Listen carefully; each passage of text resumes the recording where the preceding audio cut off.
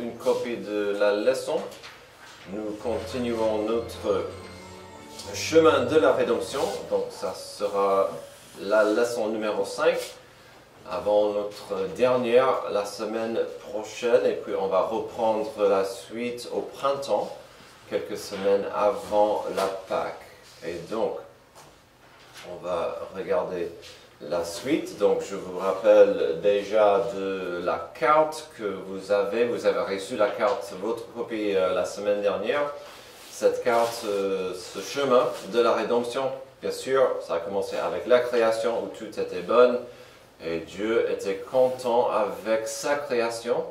On a vu la chute ensuite.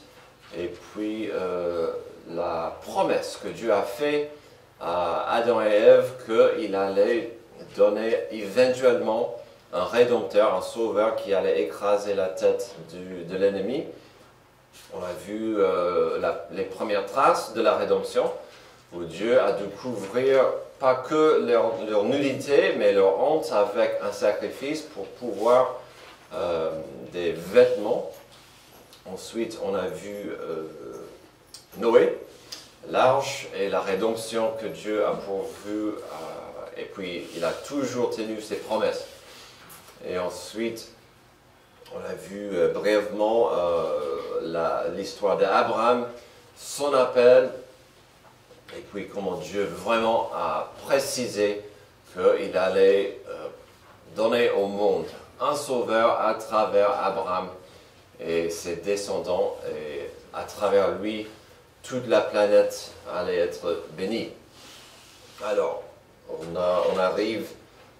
est arrivé en Égypte avec Joseph qui a sauvé le monde, et puis sa famille s'est installée là.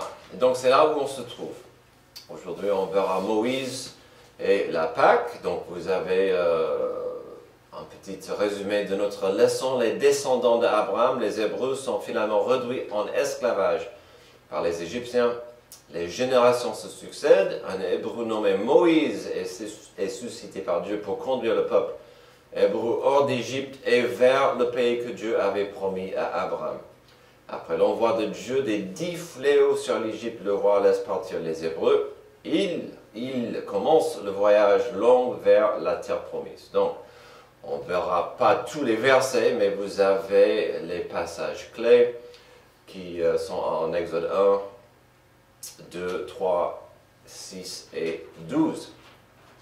Alors, donc, commençons avec la première chose. Le peuple hébreu est réduit en esclavage. Je lirai 8, et puis même pas tout le passage, mais 8 à 10, et puis je vais sauter à 13. Un nouveau roi parvint au pouvoir en Égypte, un roi qui n'avait pas connu Joseph. Il dit à son peuple, voilà que les Israélites forment un peuple plus nombreux et plus puissant que nous. Allons, montrons-nous habiles vis-à-vis de lui, empêchons-le de devenir trop nombreux, car en cas de guerre, il se joindrait à nos ennemis pour nous combattre et sortir ensuite du pays. Et puis verset 13, alors les Égyptiens, donc en fait on voit malheureusement ça s'empire. Ça a commencé avec un peu de méchanceté et puis ça arrive à l'esclavage. Verset 13, alors les Égyptiens soumirent les Israélites à un dur esclavage. Ils leur rendirent la vie amère par de lourds travaux avec de l'argile et des briques ainsi que par tous les travaux des champs. Ils leur imposaient toutes ces charges avec cruauté. Alors, donc, la semaine dernière, on a vite compris que Jacob arrivait, Joseph était là pour les accueillir, ils étaient environ 70 personnes. Alors, presque 400 ans plus tard, on estime qu'il y avait environ 2,5 millions d'Hébreux en Égypte. Il nous semble qu'ils avaient leur culture à part, leurs habitudes, c'était assez distinct, et donc pour ce nouveau roi, ça devenait problématique. Et donc il a fait subir ces personnes, ce groupe en esclavage. Alors, les premiers versets du livre d'Exode montrent qu'il s'agit de la suite de Genèse et le plan de rédemption à travers les promesses données à Abraham, Isaac et Jacob. Plus tard, je vous encourage, pas tout de suite, ou vous pouvez le faire très très vite, si vous lisez les derniers versets de Genèse, et puis vous tournez la page, et vous lisez les premiers versets de Exode, c'est presque comme s'il n'y a pas une page entre les deux. Il y a une continuité très fluide entre les deux. Donc c'est comme si Exode, c'est vraiment la suite, comme certains films. Il y a les 1 et puis le 2. Donc on voit... Et donc ça, c'est le 2 pour l'histoire de la rédemption de Dieu pour son peuple. Voilà. Et donc il va continuer d'agir selon ses promesses données à Abraham, Isaac et Jacob. On peut constater que la reconnaissance du peuple égyptien était remplacée par la méfiance et le roi d'Égypte les a réduits à l'esclavage afin de mieux contrôler cette menace perçue. Alors, il faut retenir assez vite, Dieu tient sa promesse envers son peuple, Exode 2, 23 à 25. Longtemps après, le roi mourut, les Israélites gémissaient du fond de l'esclavage et poussaient des cris. Leurs appels montèrent du fond de l'esclavage jusqu'à Dieu. Dieu entendit leurs gémissements et se souvint de son alliance avec Abraham, Isaac et Jacob. Dieu vit les Israélites, il comprit leur situation. Donc, j'ai dit ça hier à Kiriana, puisqu'on en parlait. Toute ma vie, je n'avais pas compris et je ne comprends pas toujours le timing de Dieu. Il y a plusieurs décennies, si pas des siècles, où le peuple était en esclavage maltraité. Pourquoi Dieu a attendu si longtemps pour agir? La Bible ne le dit pas. Je ne sais pas. Je suis honnête avec vous quand je ne connais pas la réponse à une question. Il me semble peut-être que Dieu attendait ce que nous venons de voir, une crise nationale.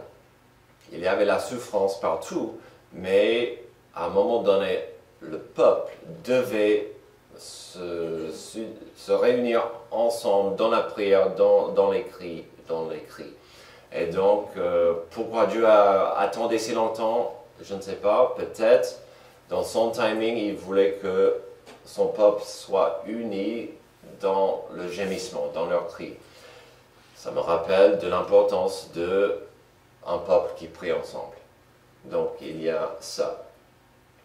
Ok, donc, avant de voir notre deuxième point, et l'appel important de Moïse, permettez-moi de vous rappeler de sa naissance et son enfance au palais.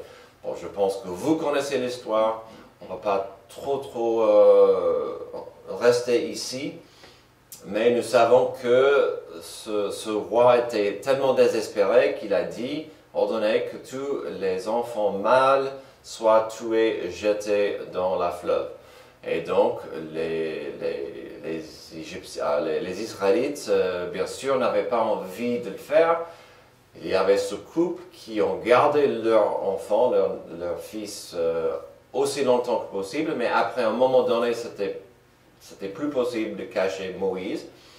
Alors le plan, c'était de le mettre dans un petit bateau fait maison, mais ça dans le Nil à côté de la princesse. À mon avis, ils ont beaucoup prié pour ce plan. D'accord, donc, sa mère l'a mise dans une caisse de jonc scellée près de la fille de Pharaon. Nous savons qu'elle l'a adopté, où il est devenu un prince adoptif et une partie de la famille royale. Alors, je ne l'ai pas mis dans vos notes. Si vous prenez les notes, le mot pour cette caisse de jonc dans les Hébreux, j'aime bien ça, parfois j'aime bien mon job. C'est le même mot en hébreu utilisé pour l'arche de Noé.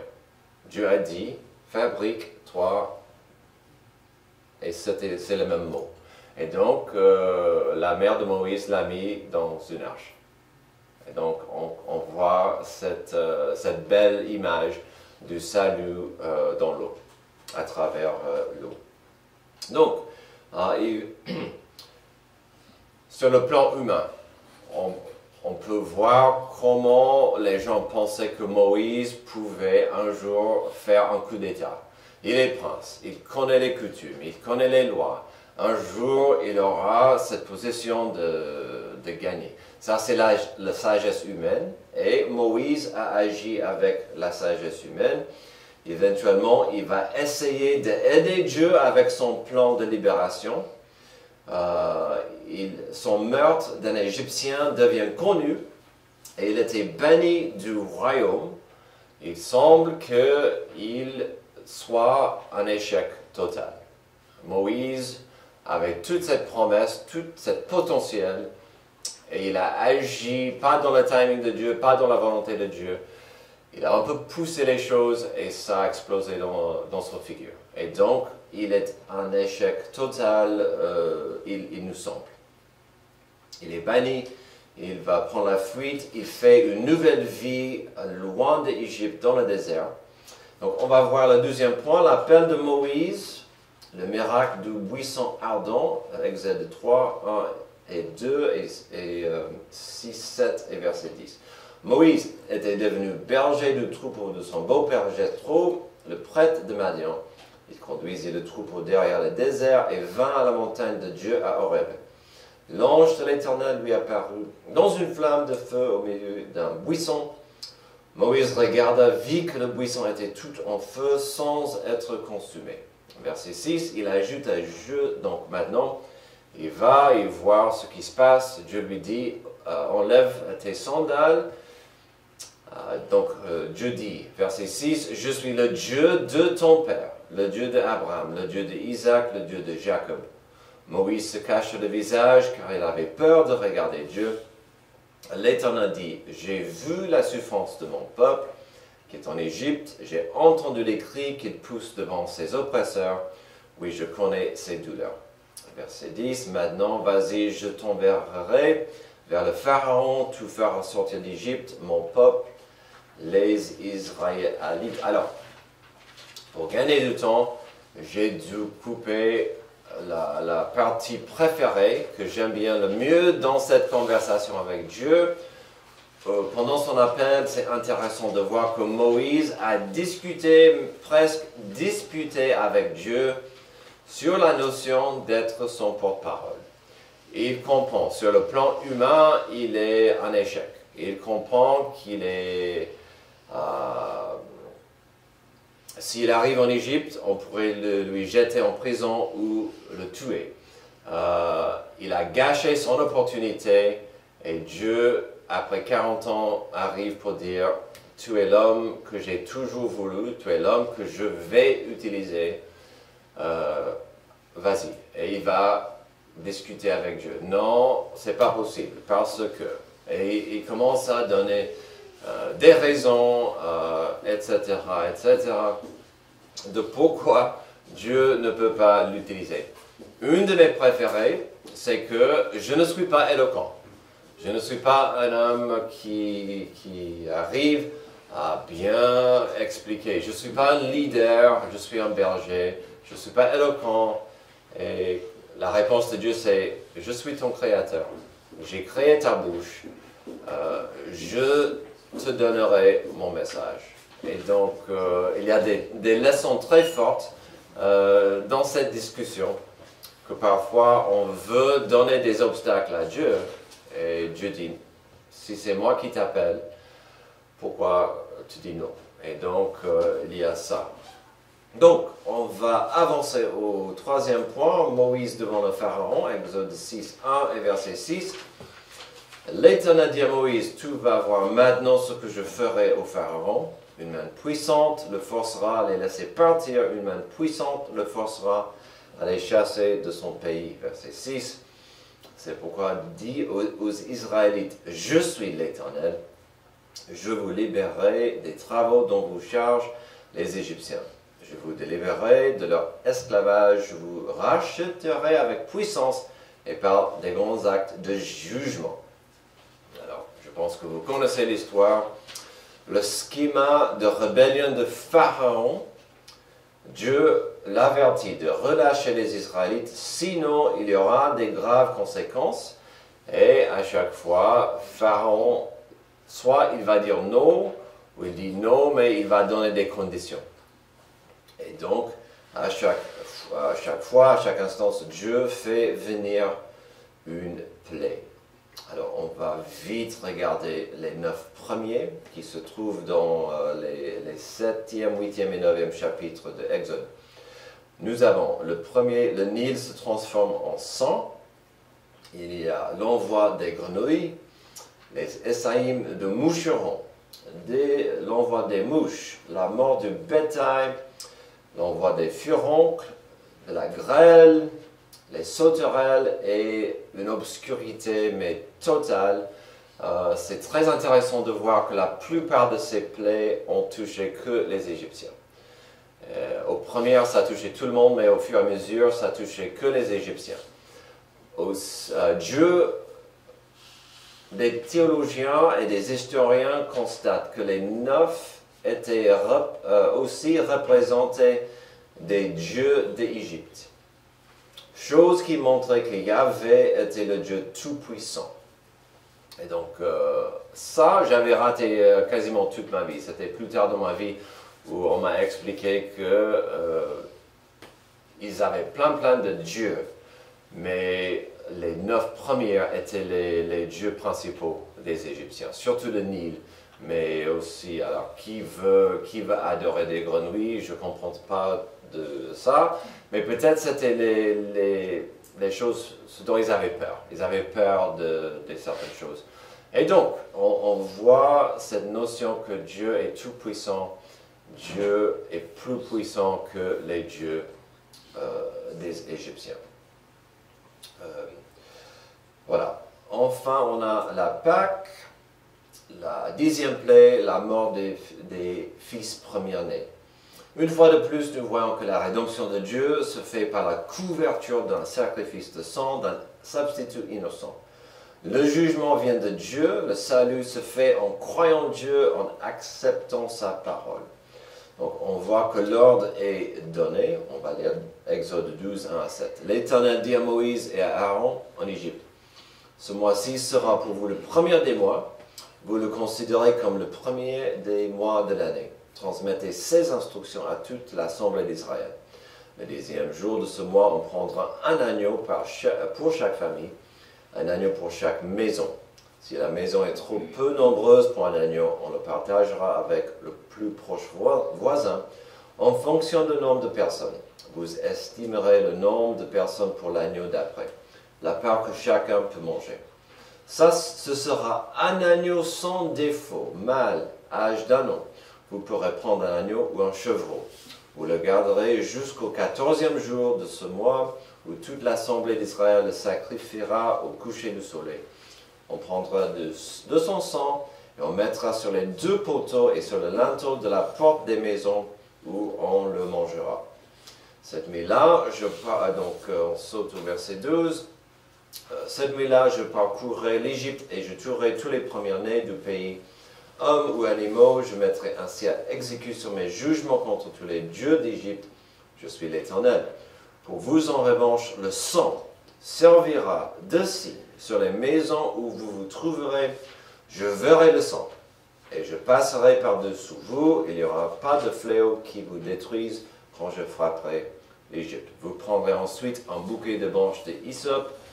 Vous le tremperez dans le bassin contenant le sang de l'animal, vous toucherez les linteaux et les 2 poteaux de la porte avec ce sang.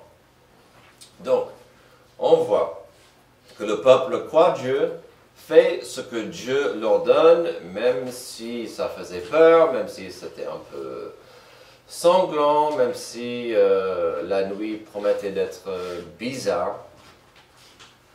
Les Israélites s'en allèrent et se conformèrent à ce que l'Éternel avait ordonné à Moïse et à Aaron. Alors, le peuple hébreu est épargné par le jugement de Dieu qui prévoit la mort des premiers-nés. Les Égyptiens ne sont pas épargnés.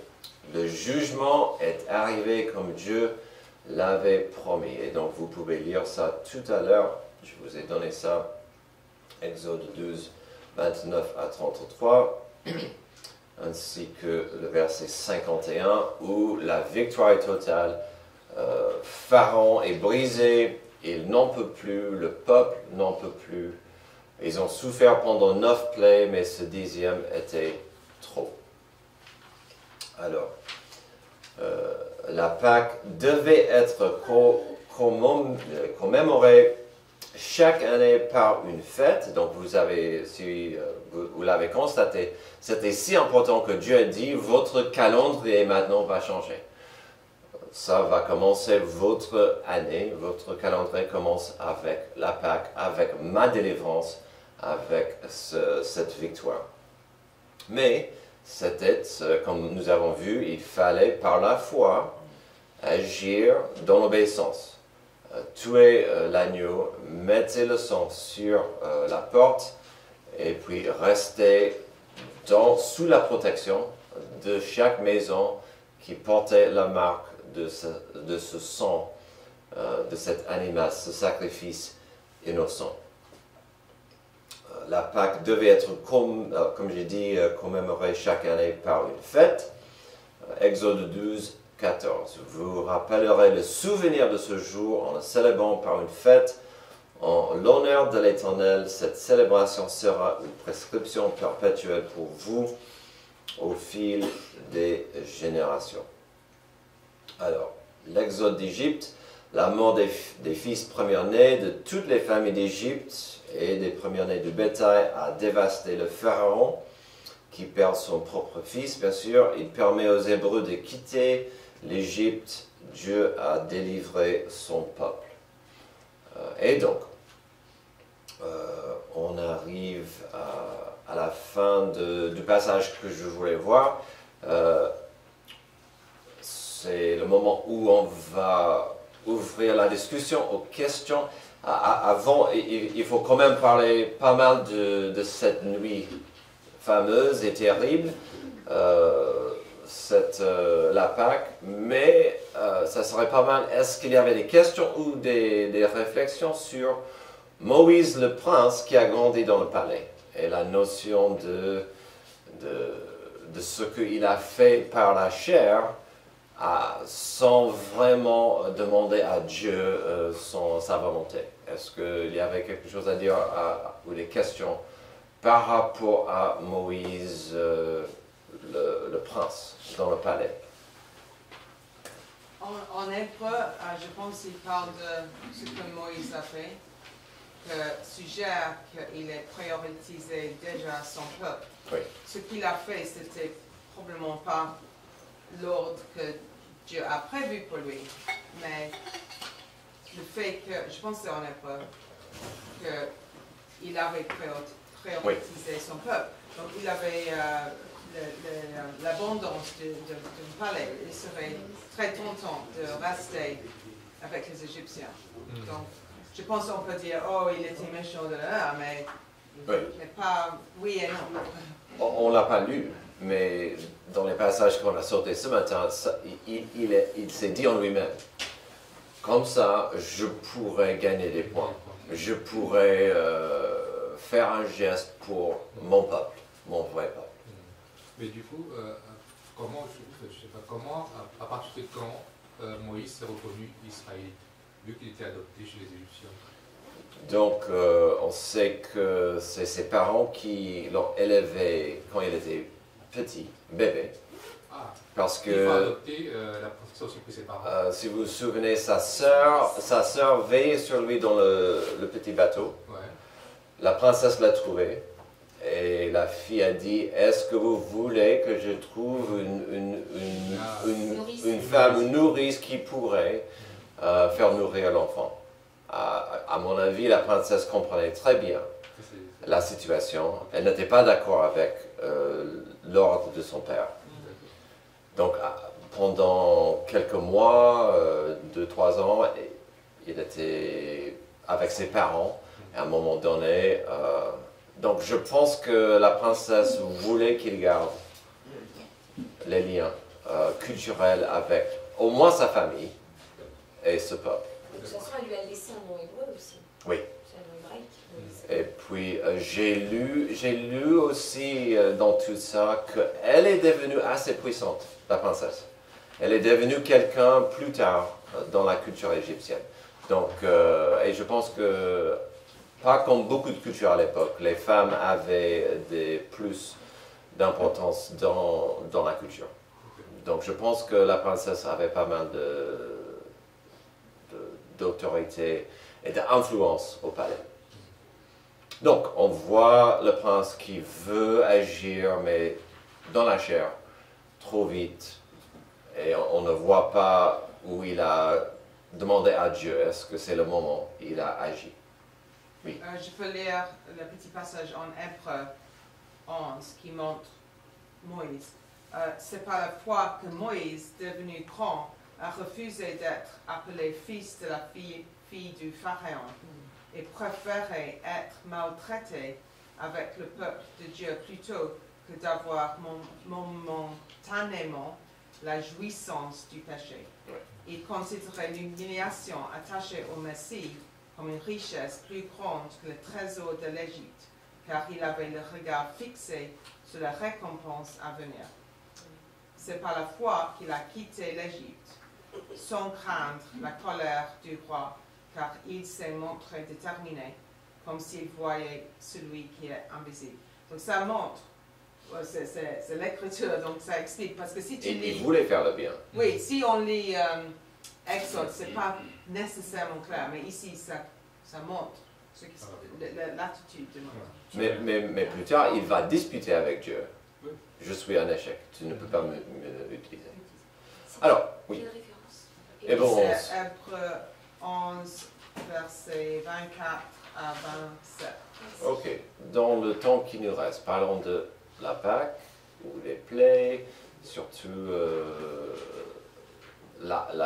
puisque c'est le chemin de la rédemption. On a vu pas mal de parallèles, des images qui nous rappellent, comme la semaine dernière avec le sacrifice d'Isaac, avec le bois, avec l'animal que Dieu a pour vous, le bois. Ici, on voit quelles images qui vous interpellent, Marilyn? Pour la Pâque, donc, je ne sais pas comment le dire, mais le début de l'année, c'est ce qui m'interpelle, le début de l'année à Pâques. Est-ce que ça a un rapport avec le péché qu'on est resté, parce que ça n'a pas été comme Dieu avait dit? À mon avis, après 300, plus que 300, presque 400 ans en Égypte, étant un peuple à part, mais en Égypte, et en esclavage, ça, c'était comme un anniversaire. Votre naissance, comme mon peuple choisi, élu, commence ici avec la libération, et puis après on va quitter l'Égypte pour la terre promise. Donc c'était une façon de dire, voici un nouveau départ, qui mérite pas juste un changement de calendrier, mais la fête annuelle. Et on voit ça dans la Bible. Dieu veut que on se rappelle, comme avec la Sainte Seine. C'est un acte de se rappeler de Jésus. Antoine. Au travers de ce passage, c'est de remarquer qu'il y a deux faits saillants, à savoir celui de Moïse et puis celui de Pharaon. Et je remarque simplement le fait que Pharaon représente, il y a l'image de tous les hommes, c'est-à-dire qui ne veulent pas d'emblée écouter, mais ils attendent d'abord de vivre l'expérience et en fait ils obéissent. Ouais. C'est comme pour les enfants, tu leur demandes de ne pas toucher, mais il faut qu'ils touchent pour savoir si effectivement ça fait mal ou pas. On a vu ça à travers les 10 plaies. Ouais. Il a fallu qu'il y ait toutes ces 10 plaies pour qu'il accepte de lâcher ce peuple. Et pour Moïse, c'est parce que Dieu, dans sa grâce, a toujours suscité à un moment donné un rédempteur pour l'humanité. Et Moïse, à ce moment-là, était vu presque comme le rédempteur, le sauveur des peuples d'Égypte, puisqu'il accepte de les faire sortir. Ouais. Et donc, pour la caméra, Antoine vient de dire que Pharaon est un peu le type de l'homme qui a du mal à se soumettre à la volonté ou la parole de Dieu. Et puis Moïse, un peu l'image de celui que Dieu va envoyer pour aider avec sa rédemption. Oui. Avant la question que vient de poser Antoine, moi je vois ici au Exode 6, verset 6, il dit, c'est pourquoi dis aux Israélites. C'est comme si, pas comme si les Israélites, c'est comme s'ils avaient peur de Pharaon et prenaient par Pharaon comme un dieu. Ouais. C'est comme s'ils n'avaient pas confiance en Dieu. C'est pour ça que là, on dit à Moïse, va leur dire que je suis l'Éternel, je vous libérerai des travaux dont vous chargent les Égyptiens. Et jusque-là, c'est comme si les Israélites n'avaient pas cette confiance, cette obéissance. Ils voyaient que Pharaon était puissant, que Dieu ne pouvait pas agir, si j'ai bien compris. Tout à l'heure, quand j'ai dit les 9 plaies touchaient les dieux des Égyptiens, ce que j'ai oublié de dire, c'est que Pharaon était le Dieu suprême. Et donc, oui, Pharaon était gêné, comme tout le monde, avec des grenouilles et des problèmes de santé, toutes ces plaies. Mais pour que Pharaon perde son propre fils, ça montrait que il n'était pas Dieu. Ou s'il était Dieu, il était faible à côté de Yahvé, à côté de l'Éternel. Donc oui, même le peuple hébreu devait comprendre et voir que notre libérateur a toute puissance. Et il peut briser le cœur endurci de Pharaon, qui se prouvait d'être un homme très, très obstiné. Oui, Antoine. Ce qui est merveilleux aussi, c'est de voir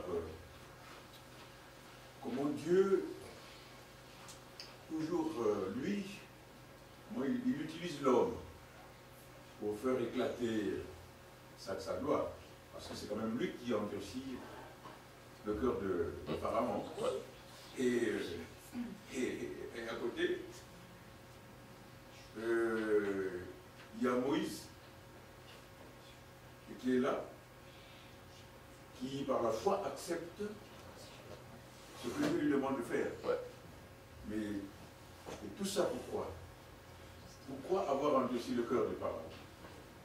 Alors que peut-être qu'à la première plaie, le Pharaon aurait pu lâcher le peuple hébreu.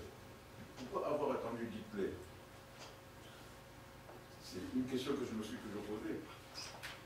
Pour montrer l'autorité, le pouvoir de Dieu. Et dans la Bible, il dit qu'il était vraiment... Dieu l'a détesté, Pharaon. Et avant toutes les plaies, il a dit, on va avoir beaucoup de plaies. Le Pharaon va dire non, non, non, non, non, jusqu'à le moment. Donc, c'est vraiment une grande démonstration du pouvoir de Dieu contre toutes les autres autorités. Et même Moïse, qui était comme jeune prince, il était un homme assez, je ne sais pas, arrogant, probablement, jeune, mais il est devenu très, très humble. Ouais. Donc, même Moïse, il était dans les mains de Dieu. On ne pouvait jamais dire c'est Moïse, c'était toujours Dieu. Ouais. Et pendant combien de jours, 40 années d'être berger, un homme très, très, très humble, il devait apprendre l'humilité. Parfois, il faut être humblé et cassé afin que Dieu te utilise. Et c'est clair que Moïse a été brisé et il a compris comment vivre dans l'humilité. Terminons avec cette notion de... Oui. vas-y, et puis je vais terminer avec une image. Je voulais juste rebondir sur Antoine, sur ce qu'il a dit, pardon. Moi, de ce que j'avais compris, c'est que Dieu, il laisse toujours le cœur de l'homme d'abord faire un choix. Donc c'est Pharaon qui endurcissait son cœur en premier, mais que quand Dieu voit que l'homme endurcit son cœur, et ben Dieu aussi endurcit le cœur de l'homme, en deuxième intention en fait. Mais moi j'avais toujours compris ça, que d'abord Pharaon endurcissait son cœur, et que Dieu derrière disait, bah, comme tu as endurci ton cœur, moi aussi, quelque part, je ferme la porte. Enfin, Dieu agit, ouais. l'homme réagit. Mais il y a toujours cette liberté. Alors, j'aimerais terminer avec une chose que j'ai dit à ma fille hier, quand on en parlait. Après 9 plaies, les Égyptiens ne pouvaient pas dire que Yahvé est plus puissant que nos dieux. Ces dernières plaies ne touchent pas les Hébreux. Et le rumeur dans la rue, c'est que ça sera la dernière plaie. Apparemment, selon les Hébreux, si vous faites ceci, vous tuez cet animal, vous entrez sous cette protection d'un sacrifice et le signe du sang, vous serez protégés. Et donc ça, c'était disponible à tous. Aux Égyptiens, bon, c'était pour son peuple, mais ça, c'était disponible à tout le monde. Vous ne pouvez pas me convaincre qu'il n'y avait pas des Égyptiens qui ont dit « Après 9 plaies, je ferai ce que font mes voisins hébreux. Moi aussi, soit je vais m'inviter chez eux, ou je vais demander ce que je dois faire. » Et c'était quoi le salut? C'était d'être sous la protection d'une porte marquée avec le sang de la rédemption qui protégeait et couvrait de la colère de Dieu. Merci pour votre participation, vos questions. On va terminer la première partie de cette série dimanche.